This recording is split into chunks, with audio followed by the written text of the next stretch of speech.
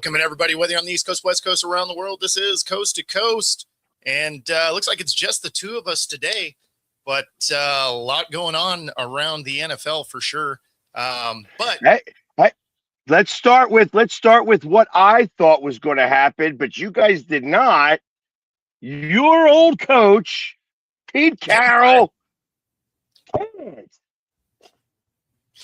was a surprise to you guys, I'm sure. I mean, they finished so badly that I knew there was a chance. It just seemed like they were going to give him one more year. But as we got closer to the end here, they looked much closer to like a full-scale rebuild, which that made me think Pete wasn't the guy. So when we talked earlier in the year about it, I was like, yeah, there's no way. But then as we got down the stretch here, it's like, oh no, this team is horrible. But on my list of 9, 6 of them got fired. Yeah, I mean, obviously we knew Stefanski. Brian Dable's already been gone. Brian Callahan was ridiculous. I was surprised about the Falcons firing. However, you could tell that is a full push. Right? Like we are doing everything we can right now to change the entire organization. Yeah, I mean, them firing literally everybody, they're going to have a wildly different look, right? Like it was when you lose the GM, the coach, the CEO, like everybody, that's I'm tired of losing as an owner. Exactly. So there's a piece of me that thinks as part of this, John Harbaugh is not, his fate's not decided yet. Yeah, well, and of course, a couple of these very easily could have been fired, and then the organizations came out and said, hey, these guys are safe in McDaniel and Zach Taylor. But I mean, you can easily make the case for Taylor for sure. Now I blame the GM more than anything for their situation. McDaniel, I think, did enough at the end of the season to save himself. And Harbaugh, I think, is just safe because the Ravens don't fire people, similar to the Steelers. Yeah, but I think that there is enough backlash now from the fan base that they are taking a listen. They got their ear to the ground at the moment. So my thought is that it's going to be a decision made tomorrow, maybe even Thursday. Because I think that they do things slowly. Yeah, I'm with you. I don't know that he's necessarily safe. I think he is safer than a lot of other situations. Right. Because I mean, they're going to point a little bit to the fact that, Lamar spent, a fair amount of time injured this year. There's going to be things that they'll look at through this season that, they were a field goal away from getting a division title anyway, albeit, not with a great record. But, I think there's enough there that they can be like, hey, well, Harbaugh has another crack at this, right? Because your roster is mostly intact. I don't think they actually fire him. I just had him on my list because you could make a case for it. Right. Well, I honestly think he should go. That it's been, listen, you've had a 2-time MVP.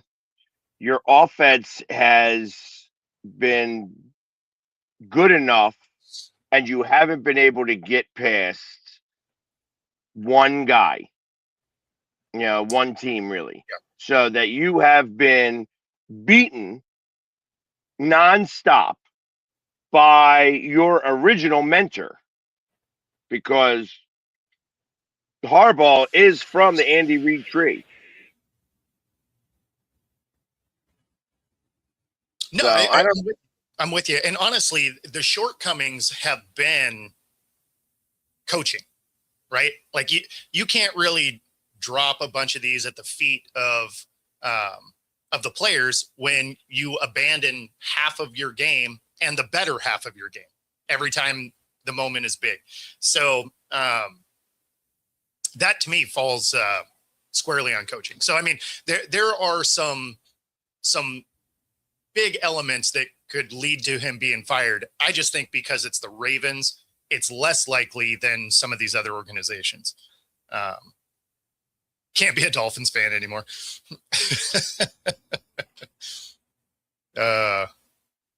I'm surprised at McDaniel.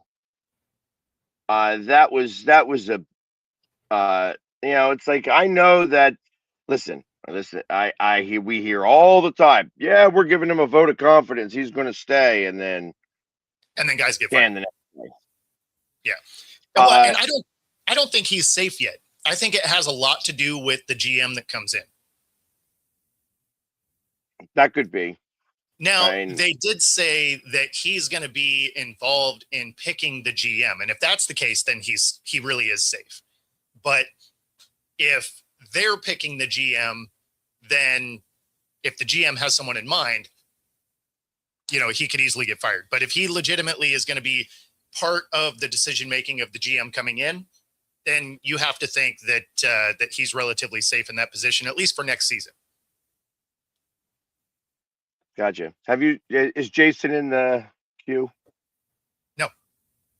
Okay. I just gave him the link on the text message. So.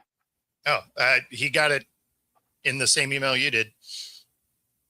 So I hear you, but yeah, I'm just making sure that we all know what's going on. Kevin Stefanski let his ego get in the way.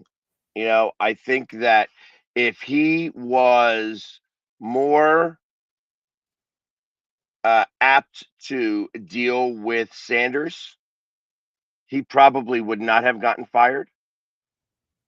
But I think that the way that he did things purposely to try to limit Sanders is the reason why he wound up getting fired. I mean, this is the Cleveland Browns. I think he wanted to get fired at this point. I think that's what it came down to, that he didn't want to deal with Sanders. Well, I don't know that he wanted to deal with the Browns anymore. Like, I think at this point, because it's been such a dumpster fire since he got there because he didn't want Deshaun either, right? He didn't want that trade. They trade for him. It was a disaster. He gets his guy. Then there's so much pressure to start the guy he didn't want. I think he just didn't want to be there anymore. And he's going to be a front runner for some of these other jobs that have just opened up. Because nobody's going to look at his tenure with the Browns and be like, oh, he's a bad coach. You're going to look at his tenure with the Browns and be like, yeah, the Browns are a dysfunctional, crazy franchise. Yeah, again, I want somebody who has won a championship. That's what I want. Out of everybody on the list, Pete Carroll and Jonathan Gannon, they're the only two that have a Super Bowl ring. Actually, and Gannon doesn't even have the Super Bowl ring. He lost it at the last game and then stayed in Arizona. So yeah, but I mean, Gannon couldn't be there anyway. Like, you knew he was getting fired. I was surprised it took as long as it did for him to get fired. Well, I mean, they gave him 3 years. 3 years is what it takes, I think. I mean, I feel like that gives you a good sample size. Your first 2 years, first year you're getting the lay of the land, especially when you're a brand new coach. Sure. Your second year, you start to implement. Your third year, you're starting to really compete. That's what's got to happen. That's how I look at it. It's like sometimes that curve is a lot higher. Like you got Ben Johnson with Chicago. Chicago had pieces in place. They had good draft picks. You have Ben Johnson, who is a good coach. being able to put this together. Now, I believe Chicago's got like 3 first-round picks again. So you think about what he could do now to revamp the defense, because that's the next thing. I mean, obviously their offense can score points.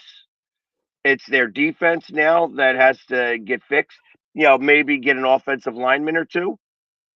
But ultimately, I mean, he right now, you could say, I would say, is a contender.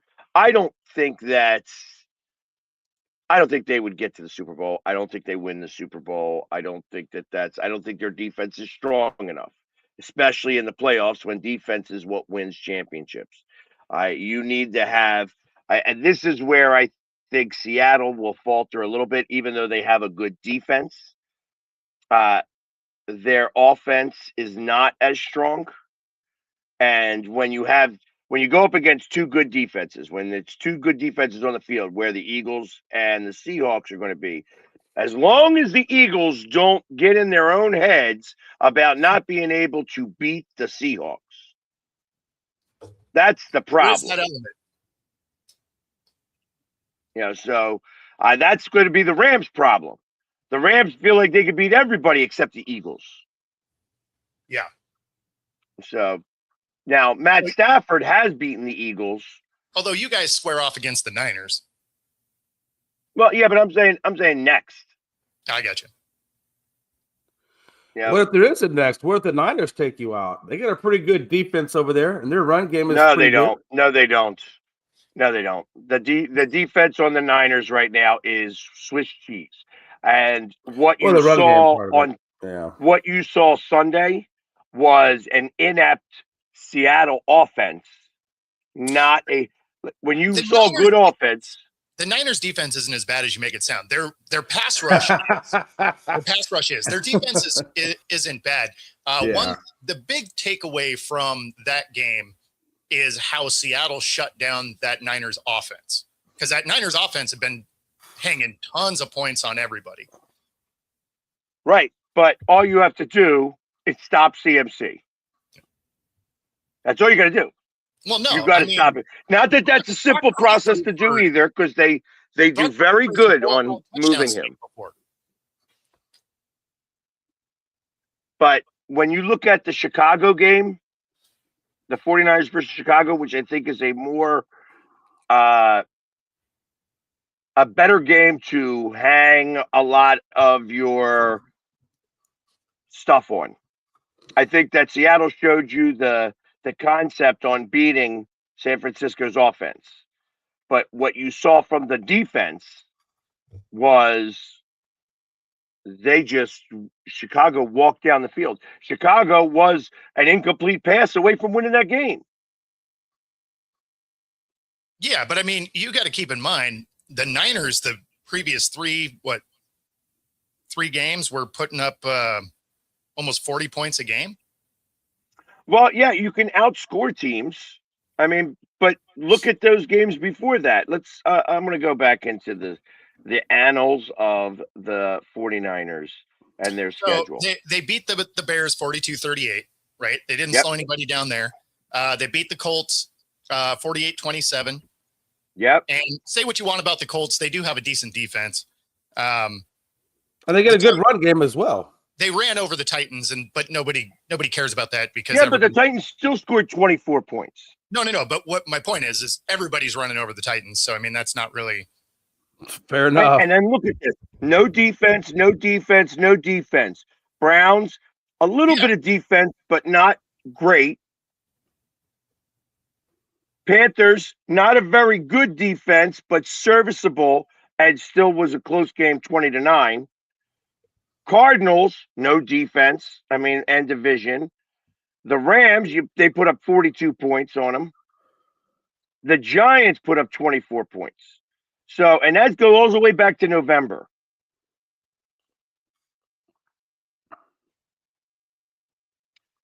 Rob, are you kidding me? Are you talking about the guy? We didn't play any of our starters except one so that he could get his bonus. And you're telling me that, we lost to Washington and you're using that as an example?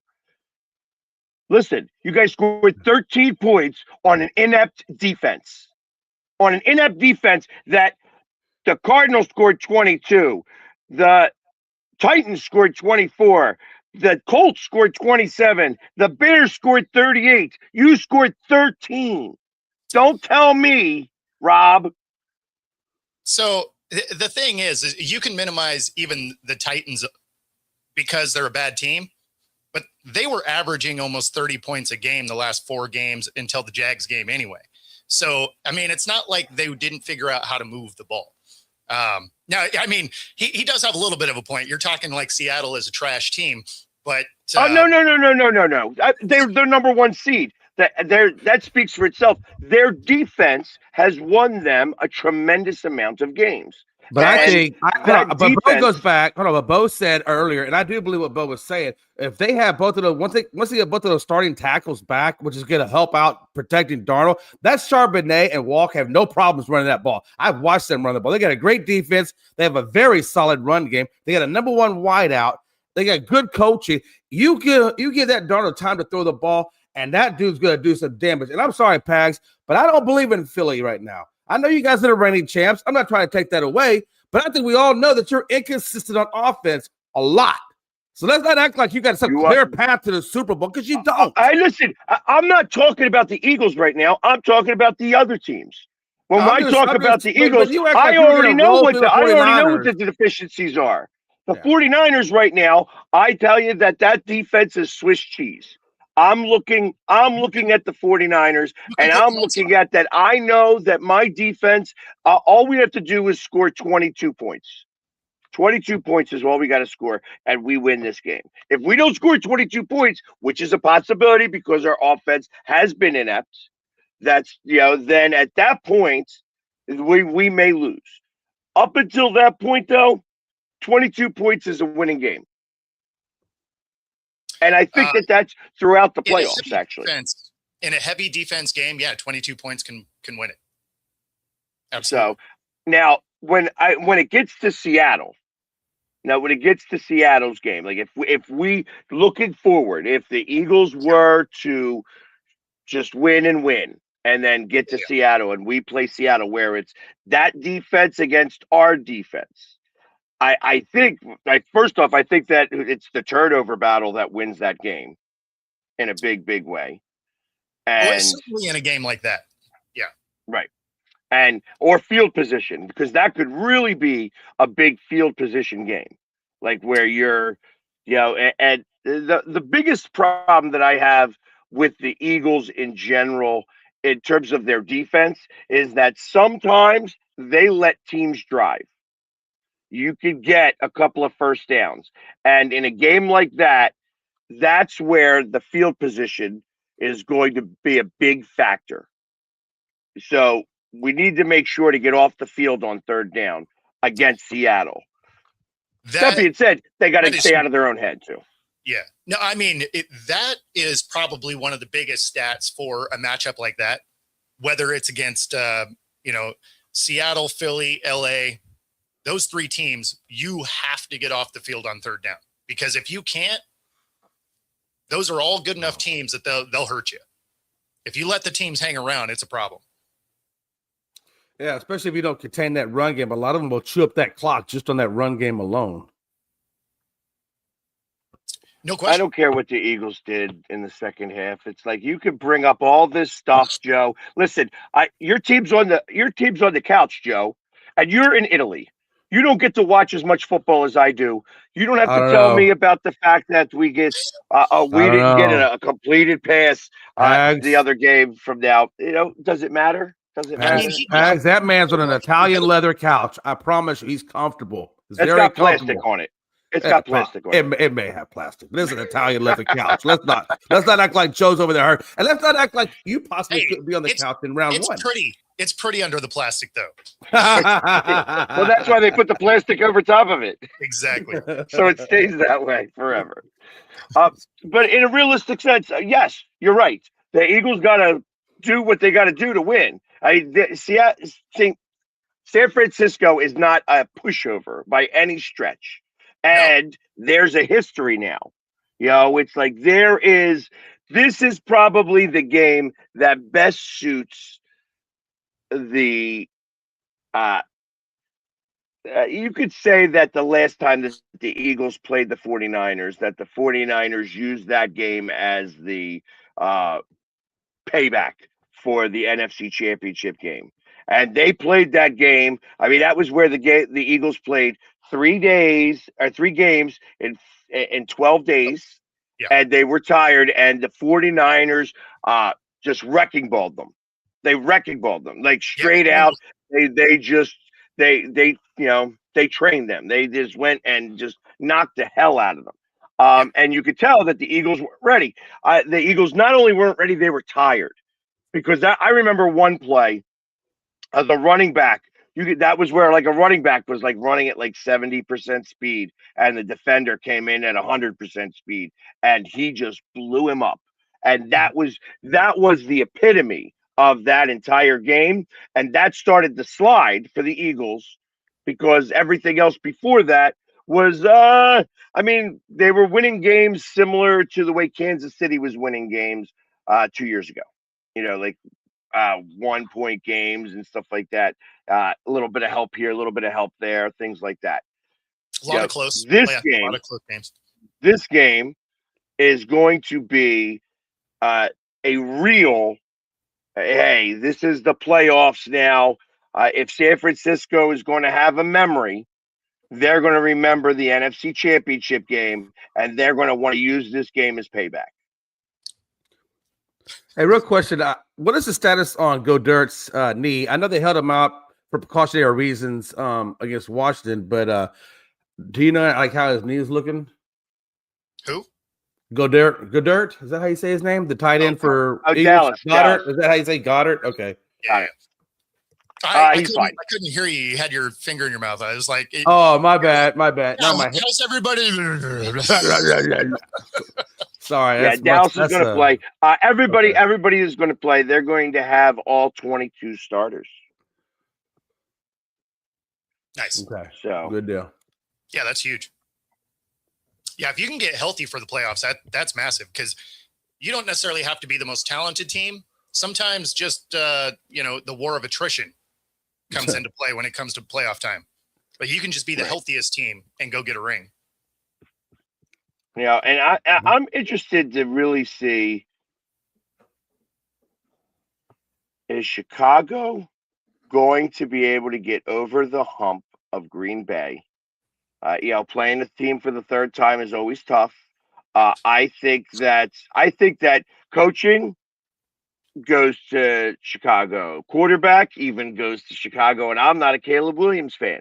I just feel that if there was ever a team that's going to go in there and upset Chicago, that Green Bay could be the one. And that's just going to be really intriguing to watch that whole thing occur. Yeah, I think that's another one where they get in their own head, because they are the more talented team as it sits today. And at the same time, I kind of expect Green Bay to win. Roger, what's up, buddy? All the weird comments come from your YouTube, man. Yeah, there you go. Real quick. Now you don't get to talk anymore there, dummy. Uh-oh. I didn't even look at that comment, but it must have been pretty bad for Pax to do that. It's just weird. Just weird Probably. stuff. So. Weird world we live in. It's a small world, after all. Yeah, and Joe, I'm with you. I got Green Bay beating Chicago. I think this is one of those games where I feel like if Micah Parsons was playing in this game, I could definitely get behind Green Bay doing this. I think he would harass the hell out of Caleb Williams. And I think he would line up in so many different places, or they play in so many places that it might confuse him up a little bit sometimes. I'm gonna roll with Chicago on that as well. I just feel like they're a little bit better team, honestly. Chicago should win. Yeah. And it's in Chicago, correct? Right? It is. And there's no reason for them to lose. Right. Like, everything favors Chicago. It's in Chicago. They have the better roster. They're healthier. Like, there's better coach, more consistent at QB this year. And yet Packers are favored. Exactly. It's because you just don't believe in the Bears to not shoot themselves in the foot. Yeah. Yeah, that's you know what though? This is the year me. for turning scripts. This is the year for that. 1, 2, 3, 4 home teams are underdogs. Panthers. Wow. And you knew the Panthers are 10-point underdog. The Bears are 1.5-point underdog. The Jaguars are 1.5-point underdog, and the Steelers are 3.5. I will say that the biggest scare that could come out of that is the Panthers. Panthers beat the Rams once. What's that money line? I want to know what that money line. The thing with teams that win their division with a losing record have surprised people in the wild card round. I mean, that's where Beastquake came from for Seattle. We won. We were the first team to win with a losing record at 7-9, and then we upset the juggernaut of the Saints that year. Like everybody had the Saints in the Super Bowl, and we bounced them in the wild card round. Shocked everybody. Now the next week, we were not great, but in that game, the next week we sucked balls, but we didn't get. I mean, it was still a game, but it was something else. And then I forget the other team that won with a losing record, but they also, I believe, won in a wild card round. So I mean, it can happen because you're playing with house money, right? There's no pressure on you. I tell you, this Jacksonville team, though, is a mystery to me, and I kind of have a weird vibe about it. I feel like they're hot right now, and they got that swagger in that locker room, and everybody's vibing on one page. I mean, I feel like Jacksonville could be really dangerous right now. Jacksonville is probably the hottest team going into it. Right. They figured their team out at the right time. They're playing really good football. I just keep waiting for Lawrence to turn back into Lawrence. Right? I understand that. Yeah. So watching, because we have years of tape on this guy, right? Similar to the Bears situation, right? You're like, okay, like if you're looking at it in a vacuum, they're playing really good right now. But all this other stuff still creeps in your mind, and you're just like, okay, I'm waiting for you to turn back into that guy. Or this team, when it comes to the Bears, to turn back into the Bears. And so, it's, I don't know. I keep waiting for them to just fall apart. I feel like the fans of Detroit probably feel the same way about the Lions at times. Like when the Lions look really, really awesome and everybody wants to get behind them, and then you're scared to get behind them because you don't want to get let down, like a Barry Sanders situation where you're doing so well, but then you just can't quite get there. Mm-hmm. Yeah. I mean, that's got to be frustrating to be a Lions team because there have been some really good teams that have gone through there.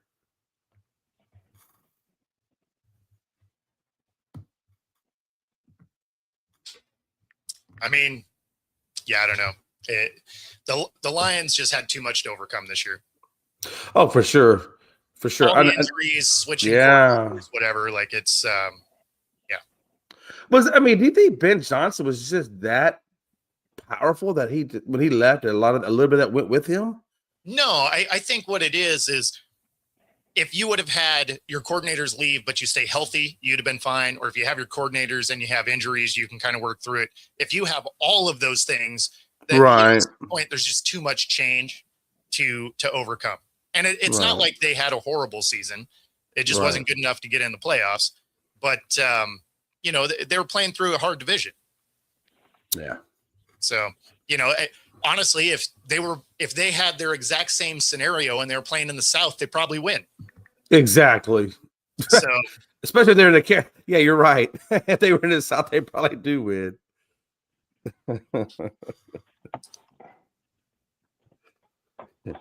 And yep, everybody got quiet there for a second. Yeah. Sorry. There was no football last night. Actually, there was a very interesting football game. For the Division 1A, or Montana State versus Illinois Southern, I think it might have would have been. What did you turn into stat guy? So no, I watched the game. How just easy. And it was won. It was won in overtime. Illinois Southern goes down, and they by overtime rules, 25 yards, they score a touchdown. The extra point gets blocked. Montana State gets their opportunity. 4th and 10, get the touchdown pass and kick the extra point to win the game. Montana State was the one that was very they were favored anyways. Right. Illinois Southern actually beat Villanova to get there, and they were unranked. But football happened last night, and it was a national championship. Montana State, that's FCS, right? Yes. Am I right? Okay. Yes. Okay. I thought it was FCS. Yeah. 100%. Yeah, 1A. So it's right on. But so there was some football left today. Hey, I do want to say though, shout out to Dallas for getting rid of Eberflus. It had to happen. That defense was just god awful bad. Yeah, even though we've had 4 coordinators the last 4 seasons. So I don't know if we're gonna get it right. Well, I mean, you're not, but well, thank you, Bo. Eberflus to begin with, like that was terrible. Yeah, funny, but terrible. We just had no defense. Speaking of funny situations, you had Myles Garrett set the sack record, right? And during the game, they sort of paused the game to let him celebrate, right? And normally, that's a flag. Like if you get people running off the sideline, there's a penalty for that, right? So Chase was a little bit upset about it, and so here's the soundbite from him. There were some people who were upset. You seem to be one pointing down the field when the Browns were celebrating the sack. That was during the middle of the game. Do that. I never knew you could let the whole team get on your field. That's like me catching my 10th pass and the whole team running on the field. We're gonna get flagged. You can't do that. You know what I'm saying? But congrats to him and everything. But they got to call a flag on that play. I mean, you guys were trying to go win the game. We were trying to hurry up too. We couldn't even hurry up. The refs was looking at us like we did something wrong the whole time. So it was. I don't know what was going on that play. Did they give you any kind of explanation of why it stopped without a flag? No. I mean, do y'all interview the refs? Apparently, Zach said the refs told him after the fact that they had decided they were going to stop the game, but never informed the coaching staff. Stop the game to let them celebrate the moment. Well, I hope. Well, they better stop the game when I do something in my back end. That's all I got to say about that one. Maybe you should do something great and be in the playoffs there, dumbass. So this is Zach's version of it in his press conference. Oh. Why does this not work correctly anymore? It is really annoying. Yeah, I do think that still a ticky-tack on his part. I'm pretty as long as the clock is stopped, you're not losing time. So, and if anything, if he gives the other team the defense, whatever, to strategize. I don't get it. It's not like they strategize. What was going on? I mean, I don't know. Figuring out the next play, it gives them a little bit of time to figure out the right play.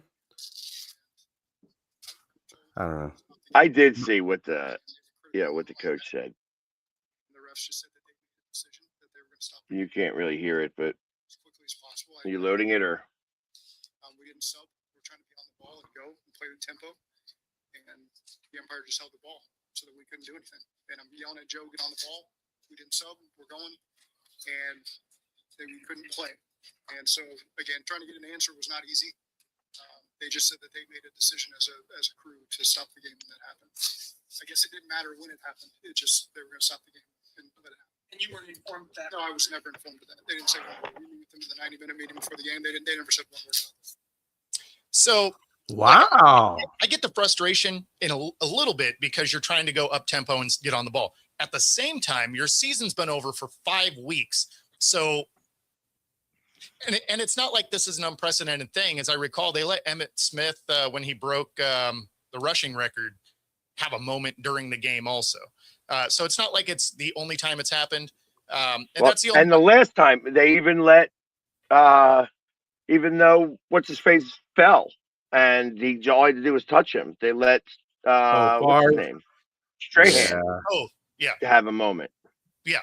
So I mean, if this was playoff implications and stuff like that, I could get the outrage a little bit.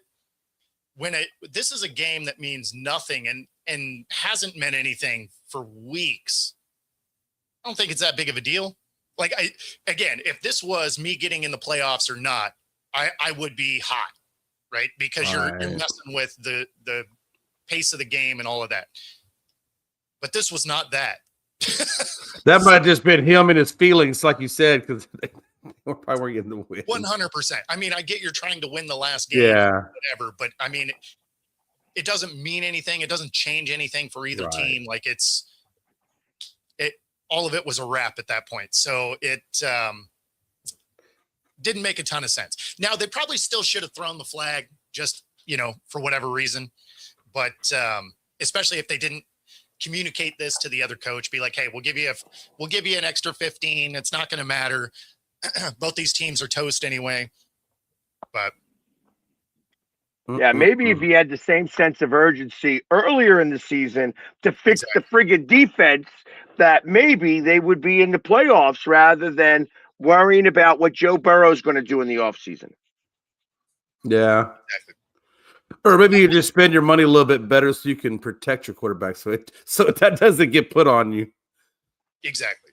Yeah. No, it's I don't know. I just thought it was funny because there was this like feigned outrage about this celebration for two teams that. I mean, what you're playing for a draft pick, I guess. Like neither one of these teams are doing anything and weren't going to be doing anything for a while. Yeah. Maybe they should cheer me when I do something great. Well, do something great then, dummy. I'm getting on my back end. Not only that, but when you watch it back, it's not like it looked like Burrow just kind of gave up on the play anyway. Like he kind of sat down as opposed to fighting through the contact, because it looked like he could have actually gotten away. So it almost had that Brett Favre-esque, I'm going to let you, get this thing. So you can't then turn around and be mad. Like at the same time, if you didn't want him to celebrate, could have kept him from sacking him. That would have been a start. Yeah. Well, and they did pretty well. It's like only got the one. Huh? They did do well. He only got the one sack. So I mean, right. And everybody triple teamed him for the last 3 weeks. Yeah. They did not want him to get that record. Well, you don't want him to get the record on you because you go in the record book with it. Yeah, nobody wants that mess. Who did? Not really though, because you get that. All right, you got the record with him, but then if you get 2 more sacks that season, that gets lost. It's the last game, so yeah.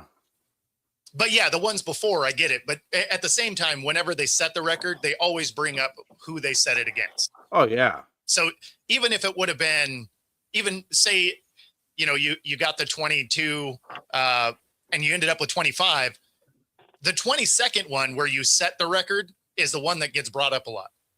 Yeah. Who did Mark Gastineau sack? Yeah, nobody knows. And who did he beat to get that sack record? I mean, that was that was longer ago than I watched football. So. Reggie White, by the way, he beat Reggie White. Yeah, Reggie White had 21 and a half sacks in like a strike shortened season. So imagine what would have happened had that not been a strike shortened season. He probably would have had like 45 sacks that year. So, I mean, realistically, they haven't even sacks are a new stat right now anyways. So relatively in the grand scheme of things, they started counting them, I think in 1978, 1980, somewhere in that neighborhood. Yeah. So, but Yeah, and so nobody remembers Mark Gastineau. The only reason why we remember Favre is because he gave it to him. Yeah. Well, and I mean, it's publicized way more now also. Right. We're never going to remember that it was Joe Burrow that he got the 22 sacks on. We're going to remember that year that he had 2 games where he had 5 sacks. Yeah. Yeah. You know what I mean? They'll bring that up though. They'll bring up that it was against Burrow. Yeah. And the reason they do is it adds an extra couple seconds to their slotted topic. I mean, that's why some of those things get brought in. Is it's like, okay, it adds a little depth to the conversation, adds a little more time to the conversation. I mean, you know, these guys are trying to fill a 3-hour show.